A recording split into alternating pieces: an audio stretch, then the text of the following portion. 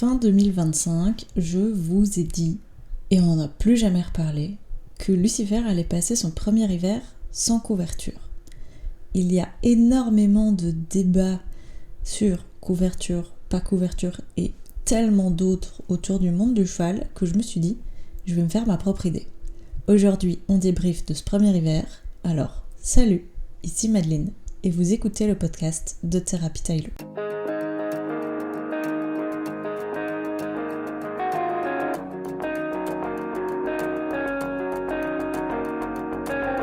Un hiver en Belgique, c'est long.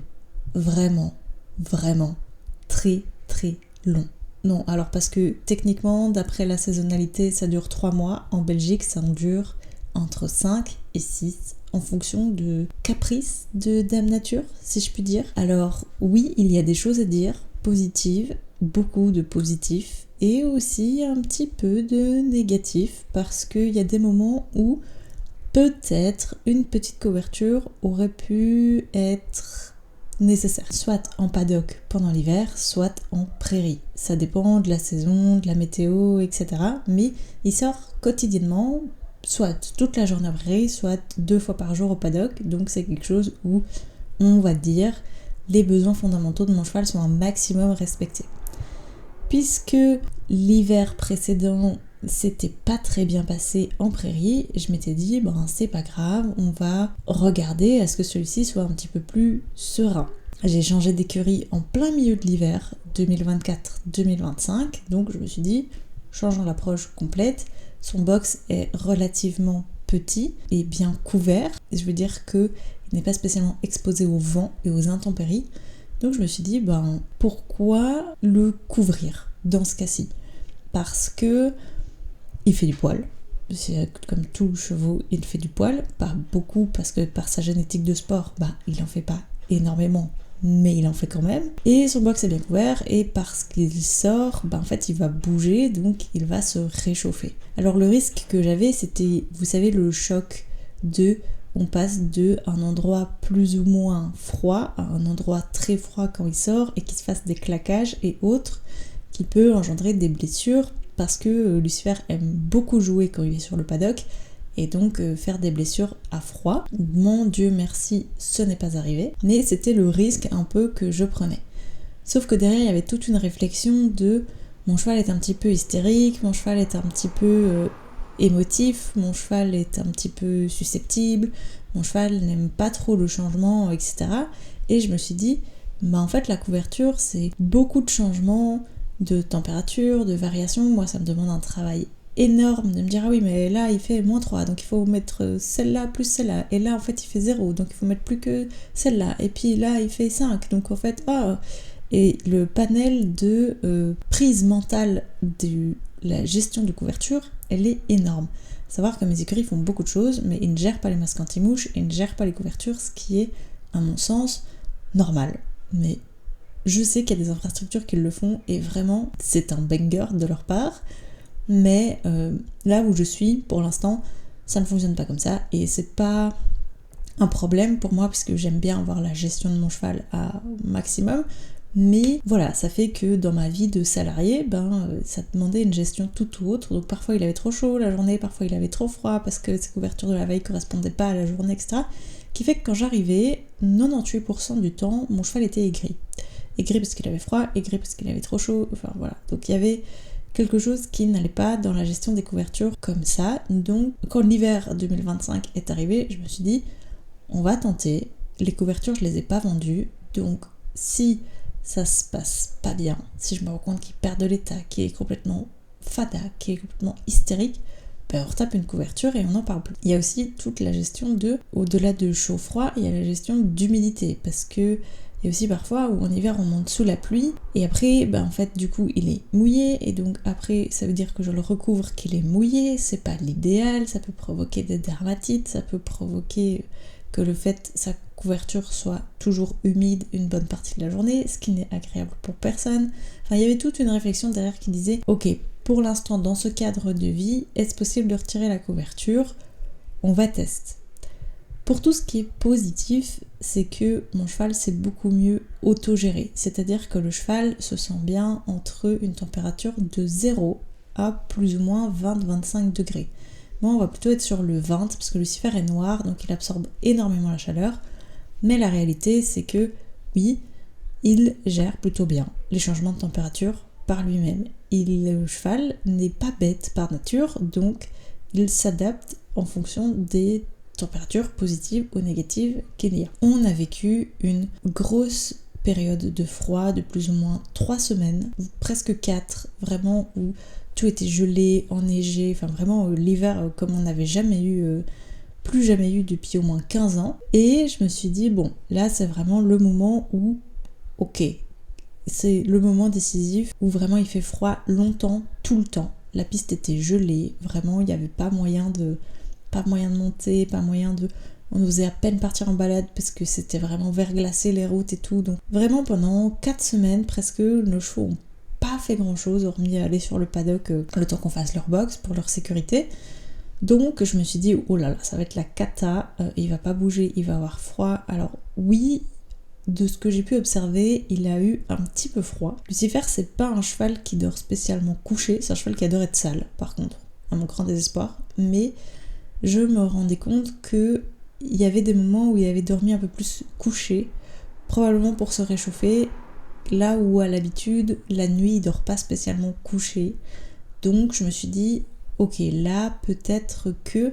Mais en même temps, quand j'arrivais, il n'était pas tremblant, il n'était pas complètement avachi, il n'était pas complètement surexcité non plus de devoir se réchauffer. Donc oui, il a eu un petit peu froid, mais son corps a su très bien gérer les changements de température et la grosse vague de froid qu'on a eu. Du coup, pour éviter un peu les dramas, parce que pendant 3 semaines, on n'a pu faire que marcher en main, sans rien d'autre. Je lui mettais quand même une petite polaire pour aller le marcher, pour dire qu'il se réchauffe suffisamment vite pour ne pas faire le bête à froid. Parce que ça, c'est ma plus grosse hantise, je vous le dis, c'est qu'il fasse le bête à froid et qu'il se blesse et qu'on soit là à arrêter pour cause de blessure. C'est bon, on a donné 9 mois d'arrêt, on n'a pas besoin de plus en fait. Donc dans cette optique-là, en fait, j'ai simplement regardé, observé et écouté mon cheval, et on est arrivé très très vite au mois de mars où les beaux jours sont arrivés et où je n'avais pas mis une seule couverture de tout l'hiver sur le dos de mon cheval. Il l'a globalement très bien vécu.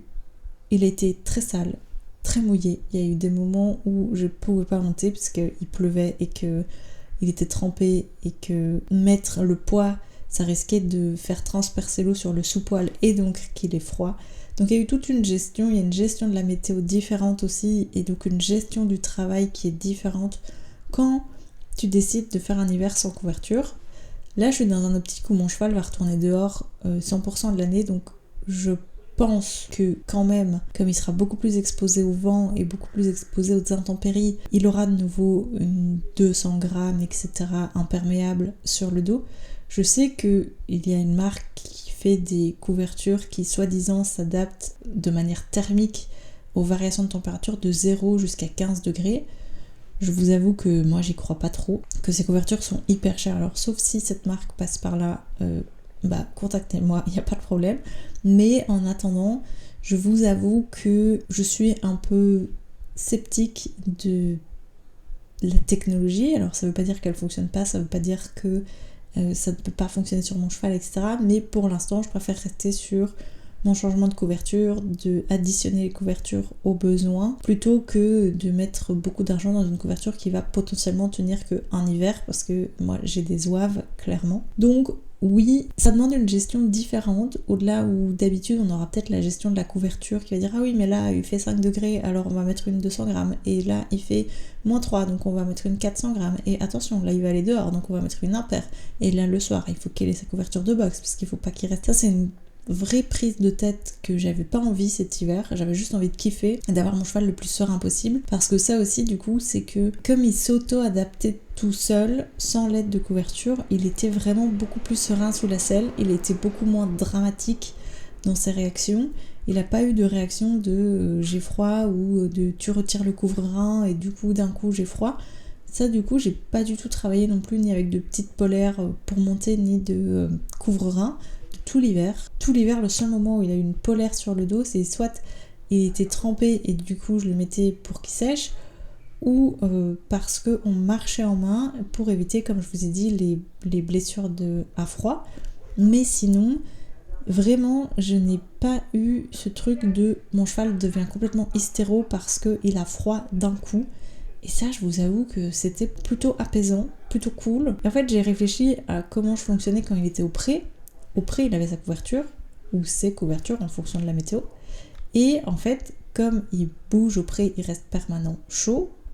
Mais aussi, comme il est en permanence chaud, je mettais pas de couvre-rein, même quand il faisait froid. Et donc, je sais pas pourquoi en piste, je me suis dit, bah oui, on va mettre. Nanana.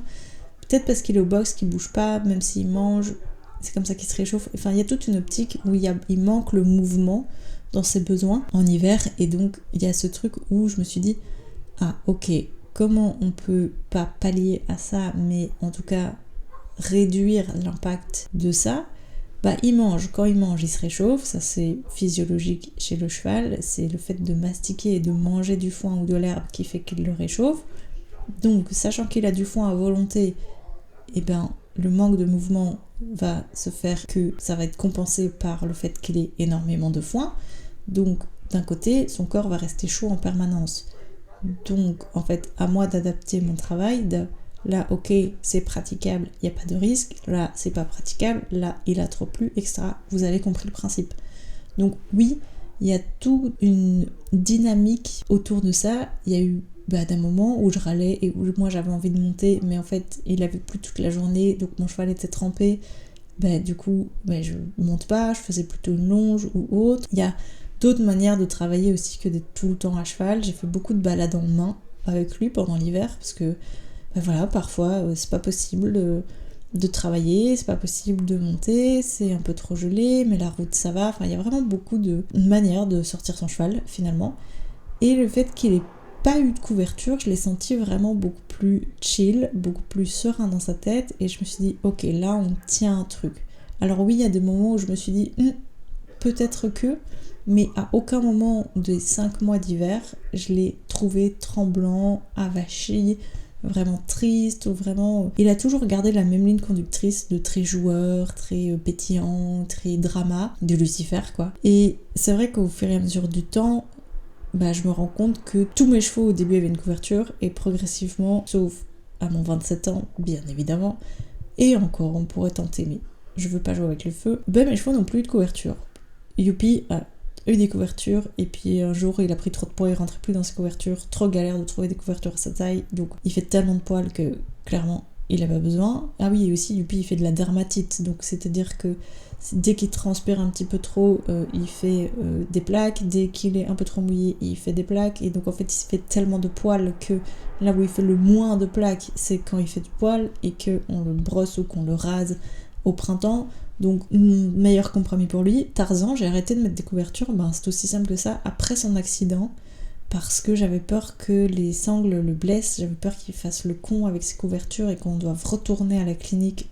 Non merci, en fait. Voilà. Et puis, Lucifer, on atteste maintenant. Pour tous mes chevaux, j'ai toutes leurs couvertures encore. Toutes, absolument toutes.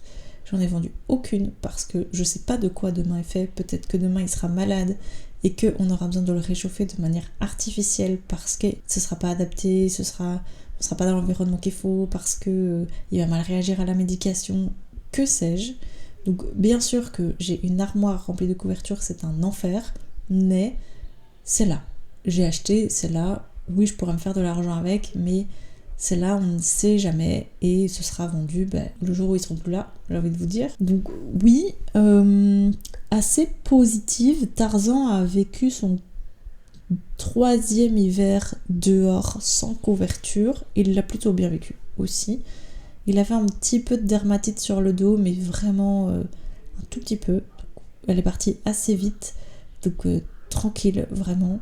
Et alors, ce que je remarque aussi, c'est que la mue est beaucoup plus uniforme au printemps, parce qu'on n'aura pas tendance à, vous voyez, dire « Ah, mais là, il fait 8, et dans la règle, en dessous de 10, on met une 0 gramme, et là, en fait, non, du coup, il n'y a plus toute cette prise de tête de grammage, et de changement et de température.